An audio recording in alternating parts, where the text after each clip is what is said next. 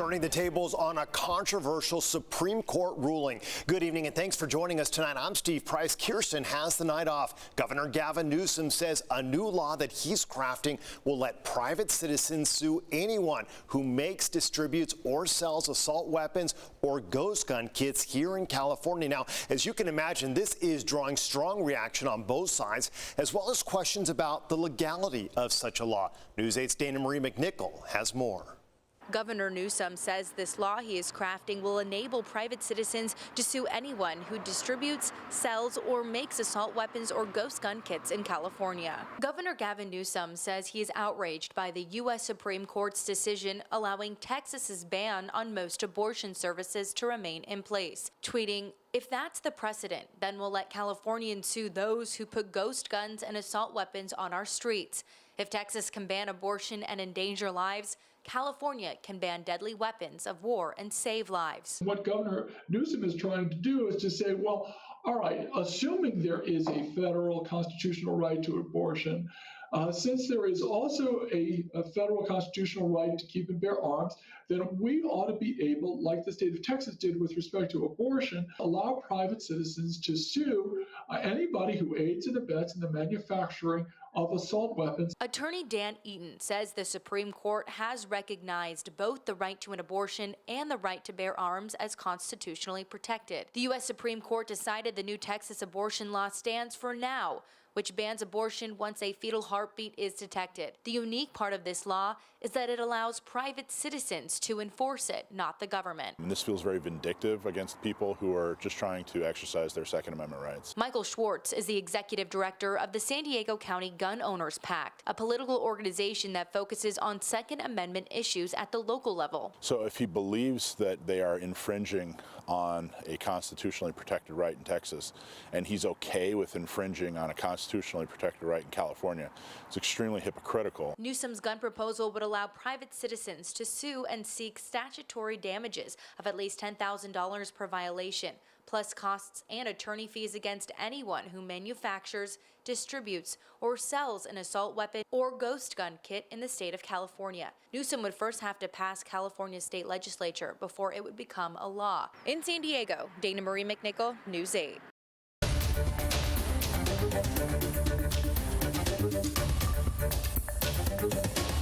Sadly, the death toll continues to rise after Friday night's swarm of violent tornadoes hit 6 states across the middle of the country.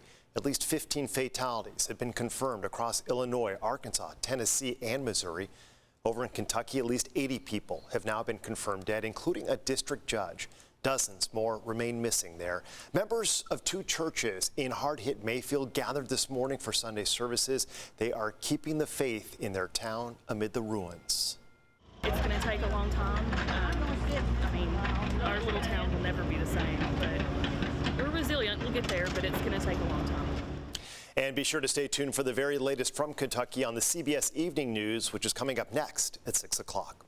Well, here in San Diego, another quiet weather day, but get ready because a big change is on the way. In fact, we're going to check in early with meteorologist Sean Stiles for a first look at what he's saying is a soggy microclimate forecast. Get out the umbrella, Sean. Yeah, to say the least, Steve. And I thought we'd start with the watches and warnings and things that are going to be taking place over the next, say, 24 to 72 hours. We've got a high wind watch that will go into play on Tuesday afternoon, a gale watch offshore for Tuesday morning here in San Diego.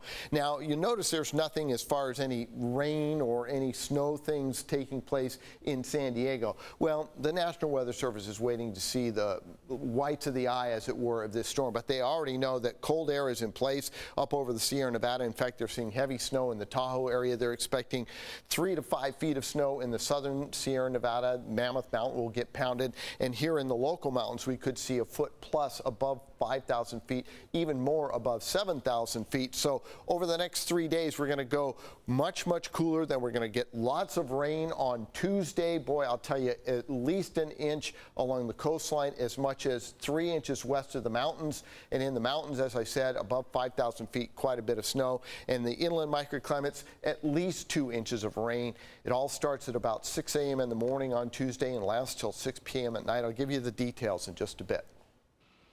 All right, Sean, we'll see in a few minutes. A commercial building fire broke out in North Park this morning on University Avenue near Ohio Street. As fire crews responded, nearby apartment buildings were evacuated. News 8's Brian White has more details on that fire and reaction from devastated business owners. It was a sad scene here in North Park as firefighters responded to a second alarm building fire here on University Avenue. Now, fortunately, there were no lives lost and there were no injuries to anyone, but unfortunately, 2 local businesses were completely destroyed.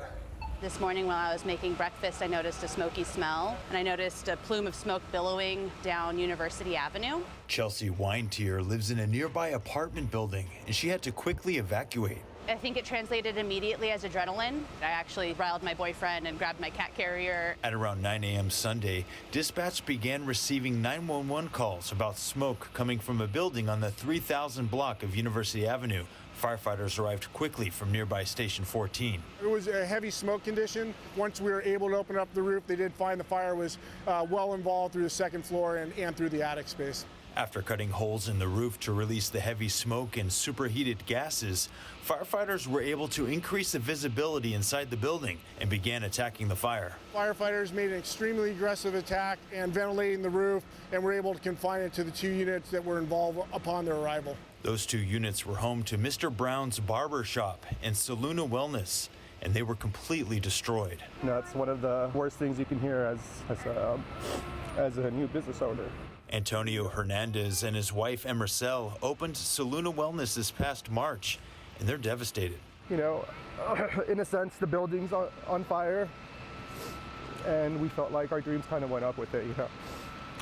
So it's very intimidating, very scary.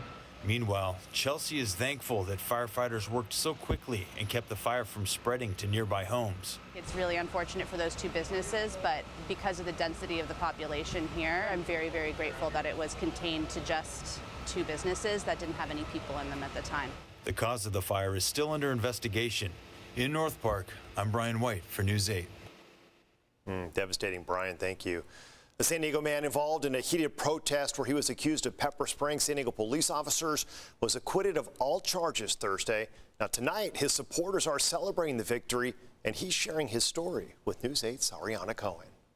29-year-old Denzel Drawn was charged with 2 counts of using tear gas on officers and 6 counts of resisting arrest during a protest last year. He's been acquitted of all charges, and tonight he is speaking out.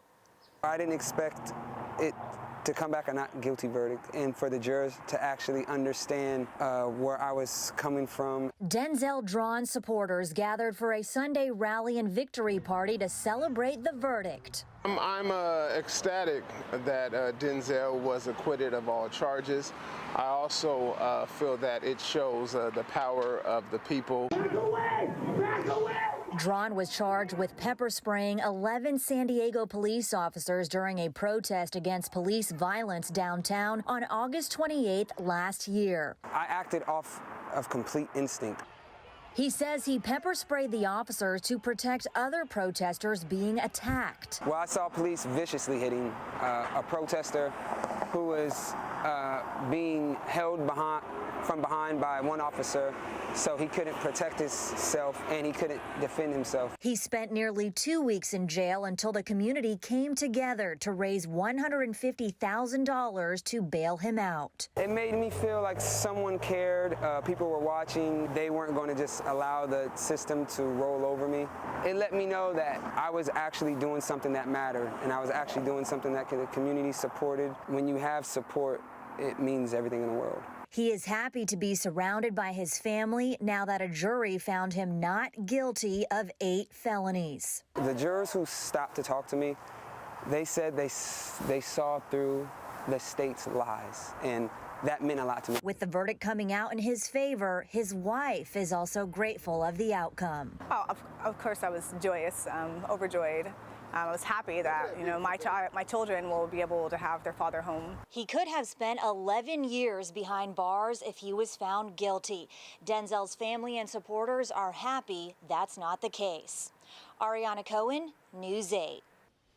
Well, tonight marks the return of a popular local holiday tradition. The San Diego Bay Parade of Lights kicks off at 5:30 along the bayfront. This year's theme is the 12 Days of Christmas. The parade will go to the pier at Cesar Chavez Park before making the turn to Coronado, giving spectators a new area to view the parade.